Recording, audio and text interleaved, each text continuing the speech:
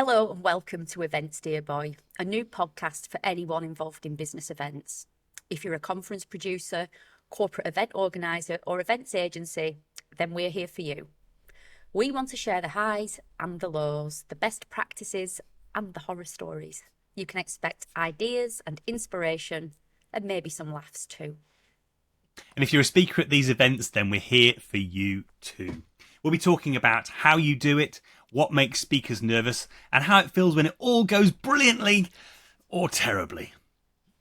My name is Catherine McNamara and I'm the marketing lead at the talent agency Pomona Partners and someone who has organised many business events in my working life. Alongside me is Pomona Partners founder and veteran of 1,000 speaking gigs, Tom Cheesewright. Each episode, we're going to be joined by a guest from the business events space, either an organiser or a speaker. We'll ask them to share their experiences, both good and bad, and their tips for other people in their positions. This week, we're joined by Grace Marshall. Grace, welcome to the podcast. Thank you so much for having me. It's great to be here. Excellent. So let's dive in. What is your area of expertise? It's always a great question to start with, isn't it? So I help people do their best work, even in the shittier times. So A useful skill, particularly at the moment, it feels. I think a lot of people are having some shittier times right now. absolutely. Yeah. So for the last, over a decade now, I've been working in the productivity space, but particularly in the last few years, also working much more in the sort of resilience, uncertainty, dealing with change, navigating, life's shittier moments, basically. I didn't actually check if I could swear on this podcast. Well, You're I think we've just determined that you absolutely can. So just how did you, it's such an amazing area to be involved in. I think a lot of people, it resonates with a lot of people. How did you come to be an expert in that area? Yeah, so like I said, I was working in productivity, so a lot of what I did was about sort of optimization, helping people do their best work, avoid distractions, all of that kind of stuff, and that's still really useful. But I started getting people coming back to me to say, I've got those pieces in place, like I'm getting my inbox to zero, I've got my to-do list, it's working for me, but I'm still struggling, what's going on? And that's what led me to write my third book, actually, which is Struggle, the Surprising Truth, Beauty and Opportunity Hidden in Life's Shittier Moments. And that's really where I started diving into, actually, this thing that we call struggle. So when things go wrong, when it feels like, we're in conflict or in change, when it feels like we don't know what we're doing, sometimes that feels like the opposite of being productive, but that doesn't tell the full story of productivity or of struggle, which is why I wrote the book and then how I started talking about it. Fantastic. Brilliant. And how did that then lead you into speaking about it? Well, I was already speaking a lot. So I often say I accidentally became a speaker. So I'm an accidental speaker. When I wrote my first book back in 2012, I suddenly went, okay, how do you promote a book? Like, what do authors do? And then it turns out they speak about it. So that's kind of how I got into speaking right at the beginning. But then over the last 10, 12 years or so, I've done a lot of training, and a lot of companies that I do training workshops for then turn around and go, actually, Grace, could you do something short for our staff conference or our away day or our customer conference? And that's kind of how I started building up and how I started doing speaking.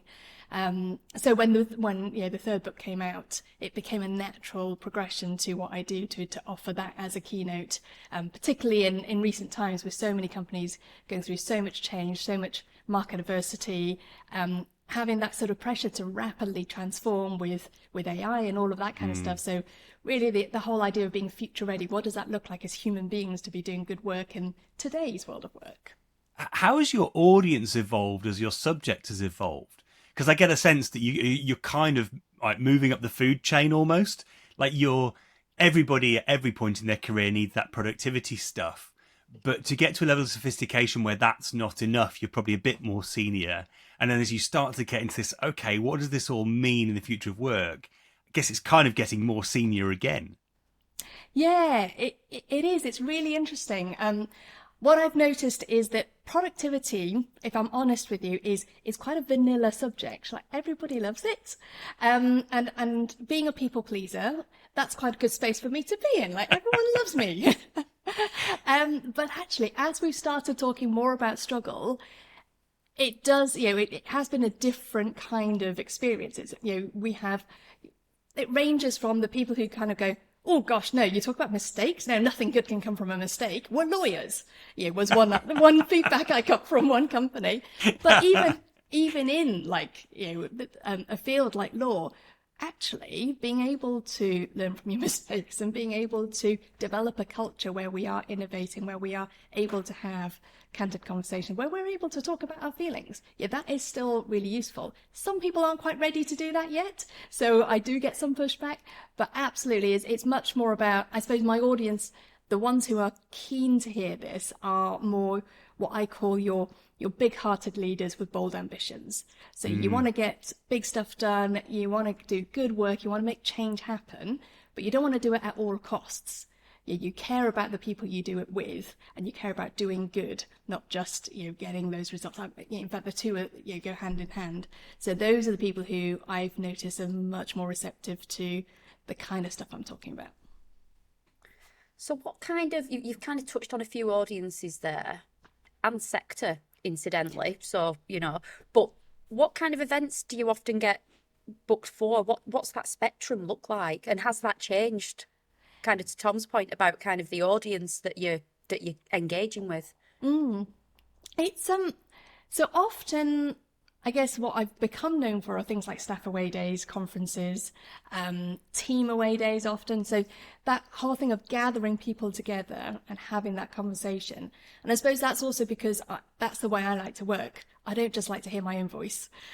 So with the way I see speaking is it's a conversation. It's about shining a light on a topic, on an area, but also connecting with each other.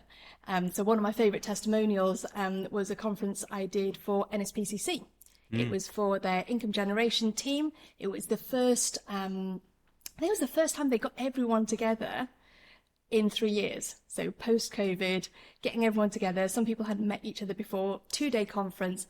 And in fact, my contact said to me, because he knew me, that they'd had me for another conference sort of 5 years before, and he said, could you come and just close the day for us? Could you come and end the day on a high, something uplifting, energizing, maybe something to do with your new book? And I didn't realize that he hadn't actually read my book. So I was like, okay, so you want me to talk about shitty moments and end the day on a high? Challenge accepted. And the reason why it was my favourite testimonial was because he'd said, I think it said something along the lines of, you contended with shitty tech, which it was, and tired fundraisers. But what was really lovely, what was really powerful, was hearing voices that hadn't been heard up until that point. And that was a really powerful moment. And for a team that hasn't been together for 3 years, or some of them never, I think that's where the magic happens. It's where people connect with each other as well as with the topic and with whatever with what I'm saying, but the space that I'm bringing that allows people to hear from each other. So you've just given us an insight into some of the I think what makes you tick and enjoy what you do. But what is it that you love about speaking? What is it that really brings it to life for you and makes it kind of, all worthwhile? Yeah, it's absolutely the conversation. So it's being able to have a fresh conversation with people. So one of my author friends actually once described writing a book as just half the picture. You write the book, but then in each reading, there's a new imagination of what's written in that book. So each reading is a collaboration. And I see speaking the same way. So each time I speak, it's different because the audience is different. And it's a collaboration between what I'm bringing, but also how it's landing with them and what they're bringing as well. So I love that kind of conversation, collaboration, and each time we create something new. Well, this seems an appropriate time to ask you, what's the worst speaking experience you've had, apart from calls freezing all the time? Oh, yeah. I mean, enough, plenty of horror stories about tech not working. But I think the worst experience I had was, it was a staff away day, all staff away day. It was in Geneva. So all sounded very glamorous. Fly to Geneva, and then, got picked up by the taxi, and everybody was getting together somewhere in the Alps. I don't know where it was. But it was kind of like an off-site thing. And it all sounded great. And I probably should have known something was up when they said, it's gone again, isn't it? Where did it pause We're this just time? losing all the most important bits. It's like, I probably should have known something was up when, and then we lost everything after that. You know the words. You know the words. It's like, it's like the reverse of that guy from the Fast Show. It's like, river in Zambezi. It's like very, very drunk. But we're getting the opposite. We're just getting not the highlights. I'm wondering, Rowley Birkin QC into Rowley Birkin, that's it, yeah. Who is based on a real person. I'm dying to know. Yeah, You right. should have known it was all going to be blah at the moment they said blah. Fill in the gaps, Grace. I think we can probably edit together a very funny episode out Yeah. of this. Okay, so I probably should have known something was up when they said to me, Grace, how do you feel about sharing a room? It never ends well. No, now, being a people pleaser, I was like, sure. And so I was sharing a room with the HR director and the finance director, so I was like, that's fine. It was I turned up and it was bunk beds. It was bunk beds. The kind of the It was place bunk beds. yeah, and it was the sort of place that you'd imagine a school trip, but, where it's all bunk beds and dorms and stuff like that. But that wasn't the worst bit. So, the first night I got to witness exactly what they meant when they had said that their work culture was very much work hard, play hard. It involved, let me think. I think the alarm had gone off because a couple of people had tried to sneak into the events hall for a bit of privacy. The sink apparently in one of the rooms had fallen off. And somebody had managed to fall out of the top bunk in one of their rooms, which involved getting ambulance over as well. So there's all sorts of things were going wrong. So if you imagine a school trip going horribly wrong, that's basically what happened with this entire company. But with drunken adults. Yes. And then the next day, my slot was supposed to be about 11 o'clock in the morning. And before me was the usual sort of business updates, here's where we're up to and here's the strategy. And it was in a really dark room, all the curtains were drawn, everyone was hungover, and they're like really struggling, and it goes on for ages. And it gets to the point where they were like, I was thinking, I'm going to be tight, making my plane or making my flight home. And they said, actually, Grace, we're running a bit late. Do you mind if we eat our lunch while you speak? And again, I was like, okay, sure, I'll work with whatever. I didn't quite realise how noisy 100 packs of crisps would be.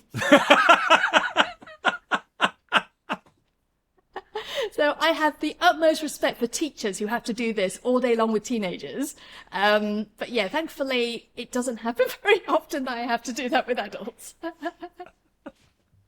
That's a really extreme example. That's wow. not what we thought you were going to say. I'll be honest, not what we thought you were going to say. So obviously you had to pivot as part of that trip. In terms of tips to speakers, then, what obviously not just around kind of the bad, but what tips would you give to kind of your fellow speakers? Apart from say no to bunk beds. Yeah, say no to bunk beds. Do not share a room. Always have your own space. I mean, that is actually that's one of my tips is the logistics side of things, because I think often speakers, we can be really focused on the content and the audience and the sort of the core of what we do. But actually, one thing I've learned from years of doing this now is that if we look after some of those logistics side of things, then it just helps everything to run smoother. So, occasionally I've had people kind of saying, things like, oh, do you think you could just make it on the day if you get the very first train in? And my answer is always no, because you want me at my best. When you want me on that stage, you don't want me having to navigate train delays and tubes and, and things like that. Or if I do have to navigate that, you want me to navigate that the day before so I can still sleep well and then still turn up. So often, if it's a morning gig, I will always stay overnight, and I will be there typically within walking distance. So I don't have to worry about traffic or tubes or train strikes or anything like that. But those things help me to be present. So if I've got all the logistics in place, it helps me to be in the moment. It helps me to deal with the unexpected things. So if a projector has broken or, other people are late and stuff, it helps me to be more unflappable if I've got some of those things in place already. So, and I'm saying this as a naturally disorganized person. So you might be thinking, oh yeah, Grace, you work in productivity. Of course, that would be your bag. But I am naturally disorganized, but I have learnt the value of having some of those logistics things in place. So that would definitely be a tip that I would give as a speaker. Make sure you've created the space for you to be able to show up at your best. That would definitely be one of them. And the other one, I think, for me particularly, and maybe the more general tip is know your strengths, know what kind of speaker you are. And you might not know that at the beginning, but you'll get a sense of that. As you do more of it, you'll get a sense of what you enjoy. So one of my friends often says, your strengths are the things that strengthen you. So the gigs that you enjoy the most are probably when you are at your best, when you're in your element. So for me, I'm a connector. As you can probably tell, I love having that kind of connection, the conversations. So the more that I can understand, who am I talking to? What's their context? So I remember running, I was doing the closing keynote, for example, for a membership organization, and it was a 2-day thing. And because of train strikes, actually, because the train works, I decided to go up for the whole thing. So it was over a weekend. I was doing the closing keynote. So I went up for the whole weekend and had a bit of time out, which was great. I met up with a friend, but I also sat in on some of the sessions. And I was able to, I was there for the opening keynote. I was able to sit into some of the sort of breakout sessions and get a feel for who was there, who was in the room. And actually, I didn't even know how I was going to start my talk until the day of, because I wanted to hear from everybody else first and understand, okay, this is how I'm going to meet them. So that's me knowing myself, that I'm a connector. That's how I show up best. So the more opportunity I get to connect with people, the better my speaking will be. But also, knowing the audience as well, I think, and taking that opportunity, using that planning in terms of your logistics to actually, get yourself there in time to spend that time and really key into the conversations. And I love that bit about, writing, you write the last bits of the talk, right, after you've actually connected with the audience and understand them. And I love, one of the things I really enjoy as a speaker is playing back things you've heard in the day and connecting back to other speakers. Yes. It always really goes down well, but particularly with the organisers, but definitely with the audience. Yeah. There's a bit of magic to that, I think, because I remember somebody saying that to me. He's like, did you guys confer beforehand? I was like, no, I just sat in on that session. And because I was doing the callbacks to what they'd said. And it then brings the whole day together. It's not just, a series of different acts. It's a whole event. Particularly if you're in that closing keynote slot. Yeah. What tips would you give to event organisers trying to get the best from their speakers? I mean, clearly they have a role to play in that logistics piece. What else would you say to them? Don't put people in bunk beds. No. Don't run over. Yeah. Well, I mean, on the don't run over thing, it's really interesting. I think I would always say it's far easier to speak for longer than to shorten a talk. So, err on the side of giving yourself plenty of margin. have lots of breaks in, and that means if somebody runs over a little bit, you've got a bit of buffer. I mean, you might want to be conservative with who you tell that you have the buffer to, because then they might just eat up all your buffer. But yeah, having plenty of space, because if somebody turns around to me and says, actually, Grace, the next speaker hasn't arrived, or something has happened and we need you to fill more time, I can do that. You know, I come from a background of coaching and training. I can run some action learning sets. We can have some conversations. We can do some breakout stuff. You know, I can definitely, you know, and being, you know, most speakers, all speakers, I'd say, are experts in their field, so they can always bring more. Whereas if you want them to cut it down, I remember, now this was a close second when you asked me the sort of, you know, what was my worst experience? A close second, you know, this was a gig where they had flown me some 4,000 miles to speak to 3,000 people to do a 20-minute talk. And the day I landed, and thankfully, again, margin, you know, I'd landed with an extra day spare just in case there were flight delays and things like that. And the day I landed, I opened up my emails to, Grace, we need you to cut 5 to 8 minutes out of your talk. Out of a 20-minute talk? Wow. And this was a tech company. And I was like, this is not a tech demo. It's not like I can say, hey, well, let me show you this bit and not that bit. Like, this is a narrative. It's a bit like, imagine, you know, you go to a Netflix episode and just go, I'm just going to watch like half of this and it'll tell me everything I need to know. So yeah, I did push back on that one. And I thankfully, I knew better than to reply when I was really tired and jet lagged, or to try and rewrite a talk when I was really tired and jet lagged. So what we ended up doing was we had a rehearsal in place the next day. So I was like, let's go to the rehearsal, let's play it through, see what you think. And they were like, oh yeah, you talk it through and you know, I'm sure we can figure out how to cut it down for you. I'm like, okay.